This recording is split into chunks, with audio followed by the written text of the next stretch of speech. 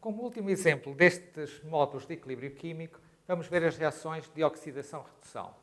Relembro só que oxidação é quando estou a perder eletrões, redução dá-se quando uma substância está a ganhar eletrões, que normalmente substâncias que gostam de perder eletrões são redutoras e substâncias que gostam de ganhar eletrões são oxidantes. Mas em presença de uma reação química, uma que já tem aparecido sucessivas vezes nestes módulos,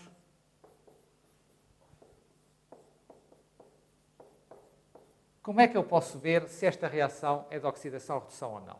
E para isso eu tenho que calcular os estados de oxidação dos elementos que aqui estão.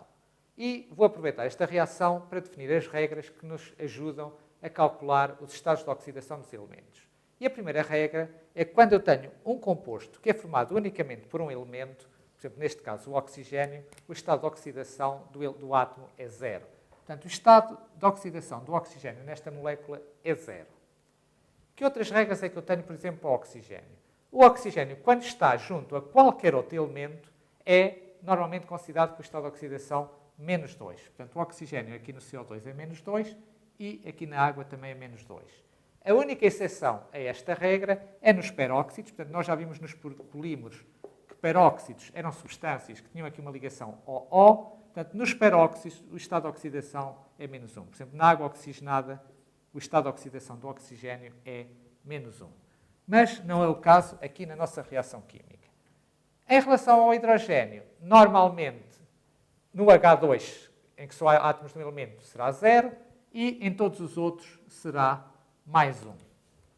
E, portanto, a única exceção também a esta regra é nos hidretos metálicos, por exemplo, no LiH, em que o Li é mais 1 e, portanto, o H é sempre considerado como menos 1. Mas esta é a única exceção também à regra para o H. E, portanto, já vimos uma regra para o oxigênio, uma regra para o H e uma regra para os compostos que só têm um tipo de átomo.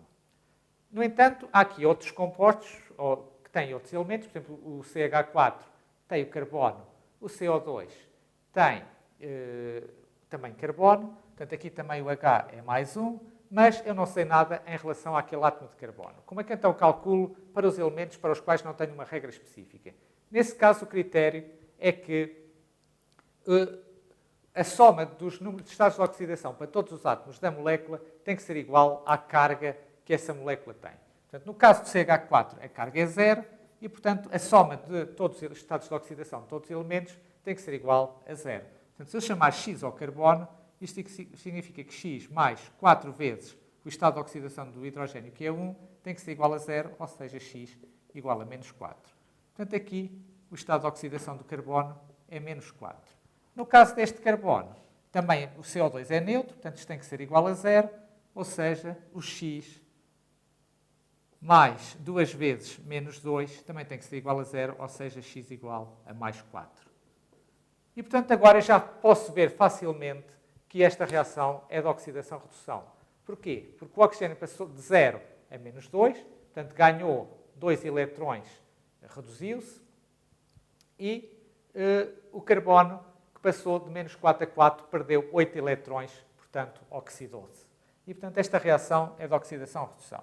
Já agora, se quiserem ver só um exemplo de cálculo de estados de oxidação para uma substância que tenha uma carga, portanto, neste caso, eu sei que o oxigênio é menos 2, sei que o enxofre é X e que, globalmente, o resultado tem que dar menos 2, que é a carga do íon. Então, o que eu sei é que X mais 4 vezes menos 2 tem que ser igual a menos 2, ou seja, o X tem que ser igual a 6. E, portanto, o estado de oxidação no SO4 2- é igual a 6. Portanto, e com estas regras eu consigo estudar os estados de oxidação de todos os átomos numa reação química e verificar se houve algum que perdeu eletrões e se houve algum que ganhou eletrões. E as reações de oxidação-redução são aquelas em que há perda ou ganho de eletrões e que, globalmente, o número de eletrões perdidos, reparem aqui, o carbono perdeu 8 eletrões, tem que ser ganhos pela outra espécie. Portanto, no final, não podem sobrar eletrões. Portanto, neste caso, o oxigênio passou de 0 a menos 2. Portanto, globalmente, houve uma alteração de um estado de oxidação